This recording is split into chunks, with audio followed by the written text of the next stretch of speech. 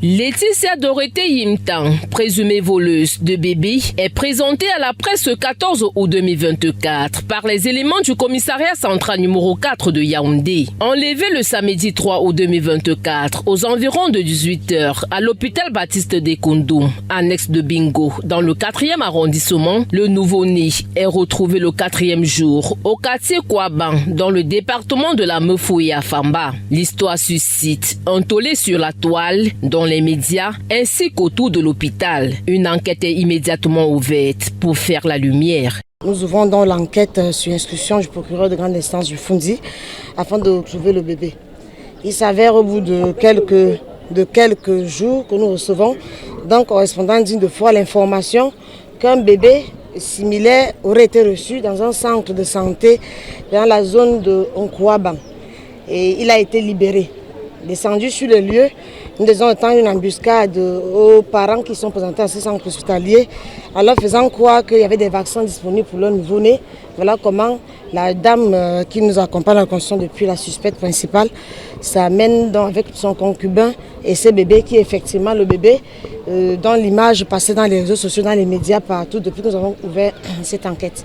D'après les sources policières, Justine Manfoué Kouefou, mère du bébé, aurait confié son nourrisson à cette présumée voleuse pour aller chercher à manger, pensant s'être familiarisée avec un proche de sa cochambrière. Laetitia se serait introduite aux environs de 13 h, feignant vouloir mettre son téléphone portable en charge à la maternité au 4e étage. Elle fait croire à la victime qu'elle est la copine de sa cochambrière et à ces dernières qu'elle était la sœur de l'accouchée, créant ainsi un climat de confiance. Après avoir observé la position de la maman dans la salle à manger, elle va s'emparer du nouveau-né avant de s'enfuir via l'ascenseur. Grâce à notre informatrice, on a pu mettre la main sur ce bébé.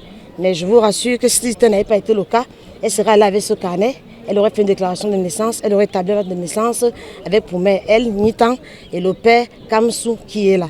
L'autre paradoxe, c'est que le père veut nous faire croire qu'il n'était pas au courant de la supercherie.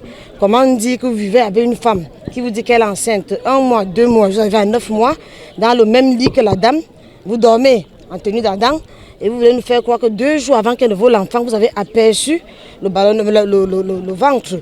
Ça ne peut pas se faire.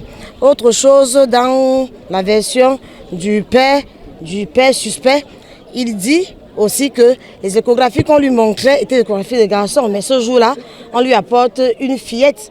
Il devait se demander, mais c'est vrai qu'il y a le miracle. Mais d'où sort cette fillette? Il ne s'est pas dérangé du tout. Il s'est mis à donner à boire aux gens et a payé les frais qu'il fallait et rentrer avec le bébé à la maison, annonçant toute la famille. Après l'enquête coordonnée par le commissaire divisionnaire Christine Ired Minjong du commissariat central numéro 4 de la ville de Yaoundé, la supercherie est découverte, notamment la fausse grossesse et l'établissement d'un faux carnet médical. Elle a voulu faire croire qu'elle était enceinte de 9 mois et qu'elle aurait un mort-né une semaine avant, qu'elle aurait enterré de là où elle habite dans la zone de dite Fokou de Kouaban. Descendue sur les lieux, il n'y avait rien de tel. Vous savez, accoucher d'un mort-né seul dans une maison pour une fille de 23 ans, c'est pas possible, il faut assister. C'est ce qui a attiré notre vigilance sur le fait que son histoire n'était pas vraie. Descendue là-bas, il n'y avait pas eu de bébé. Mais ce qu'on a par contre découvert était que quand elle vole le bébé et se retrouve en Kouaban dans ce centre de santé, on l'a fait passer pour une dame qui est arrivée à terme et qui était en travail. Le carnet que nous avons précise qu'elle y est arrivée, a eu des contractions, elle y a accouché, pourtant elle n'a pas accouché dans ce centre de santé.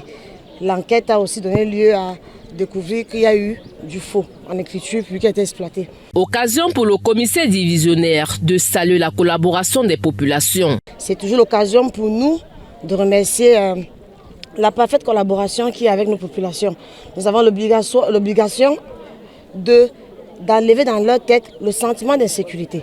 Parce que les gens peuvent dire qu'il y a l'insécurité, il n'y a pas l'insécurité, il y a plutôt un sentiment d'insécurité avec nos populations. Nous avons merci à cette collaboration avec les populations et nous leur disons, nous sommes là à la disposition à tout moment. Vous savez, au niveau de la police, le chef de corps veille particulièrement à ce que nous soyons auprès des populations, quel que soit le moment où nous sommes sollicités.